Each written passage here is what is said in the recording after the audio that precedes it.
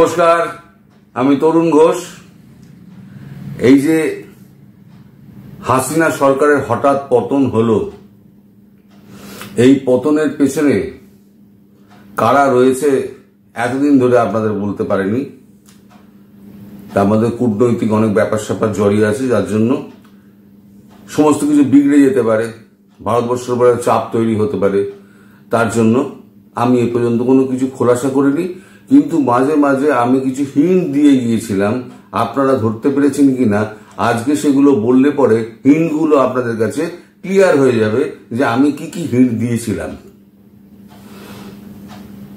এখন ভোর 5টা বাজে, আমি এখন বসে বসে আপনাদের জন্য রেকর্ড করছি। এটা একটা বিরাট গল্প আছে, এই ডিপ স্টেটের খেলার একটা বিরাট গল্প আছে। এটা একটা হচ্ছে পার্ট 1 হচ্ছে গিয়ে হাসিনার সরকারকে ফেলা, আর পার্ট 2 হচ্ছে ব্রিটেনের মতো একটা দেশ, যে দেশ চোর ছ্যাচর ডাকাত সবাইকে আশ্রয় দেয়, তারা কেন হাসিনাকে আশ্রয় দিতে অস্বীকার করলো। গতকাল থেকে অস্বীকার করেছে। ভারত হাসিনা করেছিলেন, আবেদন করেছিলেন, ভারতও বলেছিল, কিন্তু ব্রিটেন অস্বীকার করেছে। অবশ্য ভারতের অনেক চোর ছ্যাচর গিয়ে ওখানে গিয়ে বসে আছে, ব্রিটেনে গিয়ে বসে আছে। কেন এটা ব্রিটেন করলো সেটা আসবো সেকেন্ড পার্টে। আগে আসি যে হাসিনা সরকার পতনের পেছনে কারা কারা জড়িত এবং কিভাবে জড়িত। 3টে স্টেটের মধ্যে রয়েছে ডিপ স্টেট। একটা হচ্ছে আমেরিকা, একটা হচ্ছে চীন, আর একটা হচ্ছে পাকিস্তান। তিনজনের 3 রকম স্বার্থ। আমেরিকার স্বার্থ কি ছিল? আমেরিকা এখানে বাংলাদেশে সেন্ট মার্টিন দ্বীপটা চেয়েছিল, সেখানে একটা সৈন্য আড্ডা তৈরি করবে। হাসিনা সরকার সেটা দিতে রাজি হননি। তারপর ইস্ট তিমুরের মতো একটা স্টেট একটা বানাতে চেয়েছিল, যেটা হচ্ছে আপনার মায়ানমারের কিছু অংশ নিয়ে, বাংলাদেশের কিছুটা অংশ নিয়ে একটা স্বাধীন একটা ইস্ট তিমুরের মতো একটা দেশ তৈরি করতে চেয়েছিল, যেটা হবে খ্রিস্টান রাজ্য। এবং তার জন্য কুকি সম্প্রদায়কে তারা অলরেডি খ্রিস্টানের পরিণত ধর্মে পরিবর্তিত করতে শুরু করে দিয়েছে। এখানে একটা ইন্টারেস্ট আমেরিকার ছিল, কিন্তু সেন্ট মার্টিন যখন পেল না, তখন আমেরিকা করলো কি, আমেরিকা নির্বাচনের উপরে প্রচন্ড চাপ সৃষ্টি করলো, কিন্তু ভারত সেই চাপটাকে কিছুটা কাটিয়ে দেওয়ায় আমেরিকা পেছন দিকে হটে গেল, প্রাথমিকভাবে হটে গেল। কিন্তু আমেরিকা বেইজ্জত হলো, সেটা কিন্তু আমেরিকা ভুলল না। দ্বিতীয় হচ্ছে পাকিস্তান ভাগ যখন হলো, পাকিস্তানের এই যে অঙ্গচ্ছেদ, পাকিস্তান কিন্তু মেনে নিতে পারেনি, মন থেকে মেনে নিতে পারেনি। তাই পাকিস্তান বরাবরই বাংলাদেশের উপরে পাকিস্তানের একটা নজর ছিল যে আমাদের পাকিস্তান আমরা আছি ঠিক আছে, কিন্তু আমাদের একটা অংশ হিসেবে বাংলাদেশ থাক, এমন একটা কিছু করা যাক। তৃতীয় হলো গিয়ে চীন। চীনের থেকে যে সমস্ত সামরিক নেওয়া হয়েছিল, জিনিসপত্র নেওয়া হয়েছিল, প্লেন, হেলিকপ্টার, তারপরে বন্দুক যা যা নেওয়া হয়েছিল, চীনা মাল সব একেবারে কাবার, কোনোটা চলে না। সেটা নিয়ে যখন চীনের সঙ্গে আলোচনা হয়, চীন তখন বলে ঠিক আছে আমরা সারিয়ে দেব, কিন্তু আমাদের পয়সা দিতে হবে।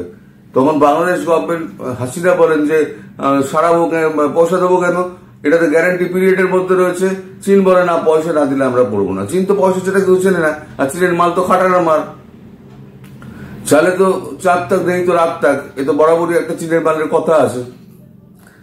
সেইখানে চীনের সঙ্গে একটা গন্ডগোল লাগলো। তারপরের গন্ডগোলটা যেটা লাগলো, আমি 3 জনকে আলাদা আলাদা করে দিচ্ছি, পরে একসঙ্গে মেশাবো। তারপরে গন্ডগোলটা লাগলো নির্বাচনে জেতার পর হাসিনার প্রথম ভারত সফর, সেটা চীনের কটকটিয়েছে। এবার যখন উনি চীনে গেলেন, বেজিং কিন্তু সেভাবে পাত্তা না দিয়ে পরিষ্কার বুঝিয়ে দিল যে চীন ভারতের পাশে এই বাংলাদেশের পাশে নেই।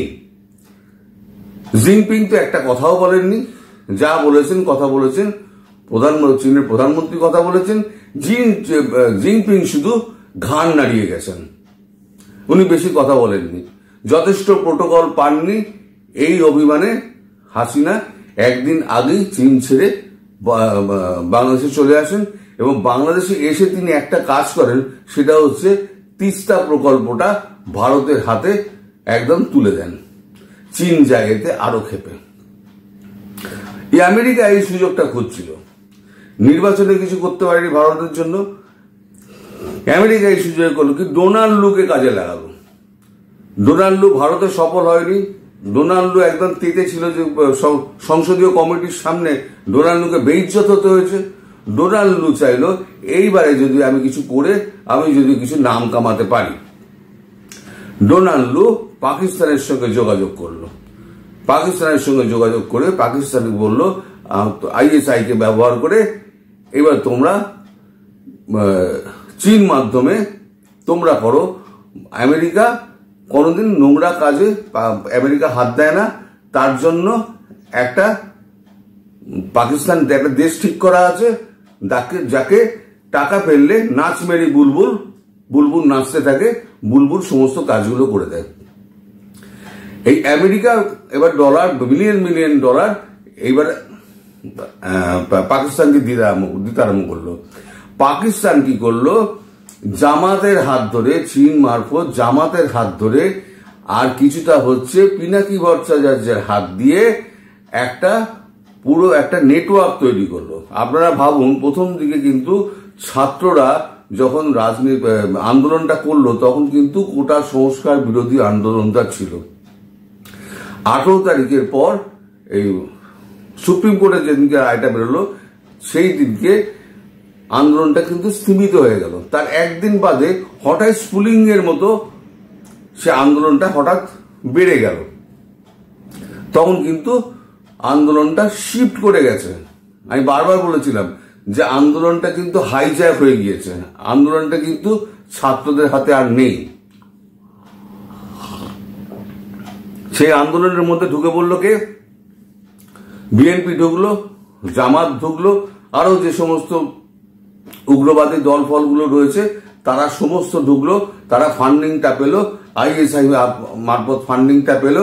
আর কিছু সমাজের লোককে তারা মানে ছাত্র শিবিরের যত আপনার এই কোচিং সেন্টারগুলো আছে সমস্ত কোচিং সেন্টারে যত ছেলে পিলে ছিল সবকে মাঠে নামিয়ে দিল। আর বাংলাদেশের মানুষ একটু আবেগপ্রবণ মানুষ, তারা আবেগে তারাও রাস্তার মধ্যে হুড়ুহুড় করে নেমে এলেন।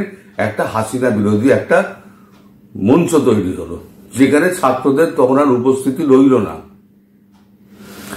এই চীন এবং পাকিস্তান পুরো এই খেলাটা খেলেছে, মধ্যখানে পেছনে কলকাঠি রেখে গেছে হচ্ছে আমেরিকা। এর মধ্যে হাসিনা কতগুলো ভুল কাজ করেছেন।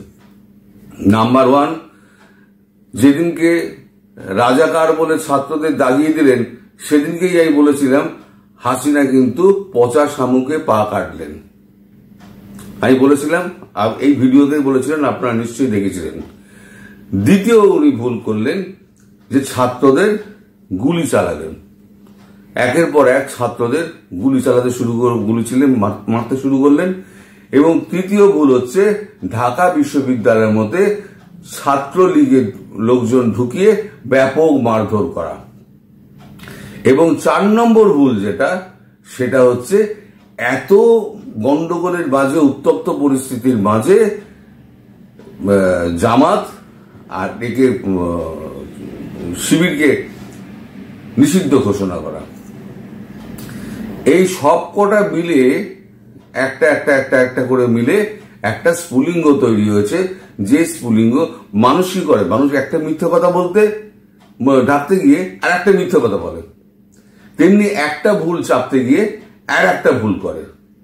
হাসিনা কিন্তু বরাবর সেই ভুলগুলোই করে গিয়েছেন, যার জন্য একটা ছোট ভুল, হাসিনার যে ছোট ভুল যেটা ছাত্রদের বাবা বাছা করে, আমি ভিডিওতে বলেছিলাম যে জিনিসটা বাবা বাছা করে শান্ত করা যেত, শেখ হাসিনা সেটাকেই বিরাট একটা রূপ দিয়ে দিলেন। হয় কি অত্যাচারিত যারা হয় না, তারা ক্ষমতায় থাকতে থাকতে একসময় অত্যাচারী হয়ে যায় নিজেরই অজান্তে। হাসিনার ক্ষেত্রে ঠিক সেটাই হয়েছে। একদিন তিনি অত্যাচারিত হয়েছিলেন, ক্ষমতায় থাকতে থাকতে উনি অত্যাচারীতে পরিণত হলেন। এটাই হচ্ছে ইতিহাসের পুনরাবৃত্তি।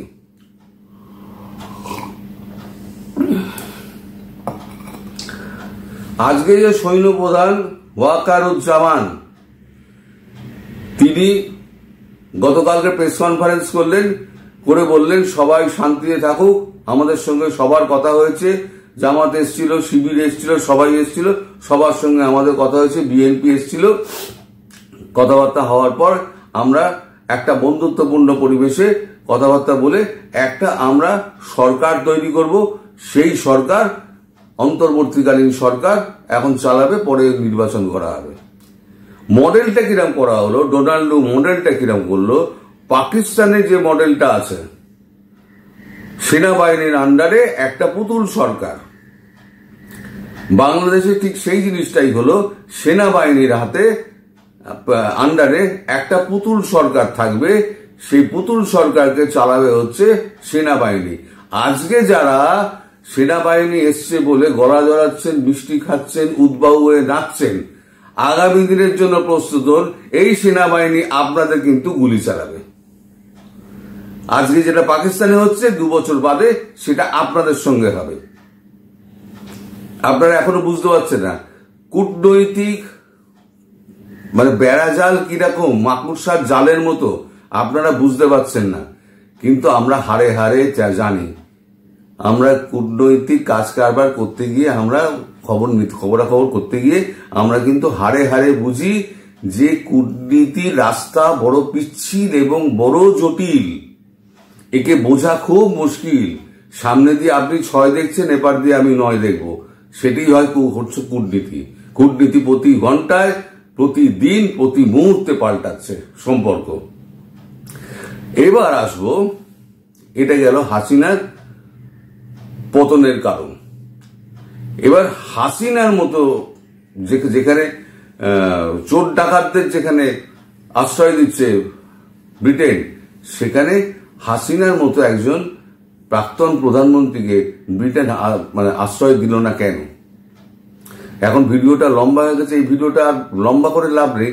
আমি বিকেলে এই দ্বিতীয় পার্টটা, কেন হাসিনাকে ব্রিটেন প্রত্যাখ্যান করলো এবং ইউরোপিয়ান ইউনিয়নের অনেক দেশ হাসিনাকে প্রত্যাখ্যান করছে কেন, তার পেছনে কারণটা কি, সেই কারণটা আমি বিকেলে ব্যাখ্যা করব। আপনারা সবাই বিকেলের ভিডিওটা দেখবেন। এই ভিডিওটা আমি সকালে ছাড়ছি, ওই ভিডিওটা আমি বিকেলে ছাড়বো। সবাই ভালো থাকবেন, সুস্থ থাকবেন এবং সাবধানে থাকবেন। নমস্কার।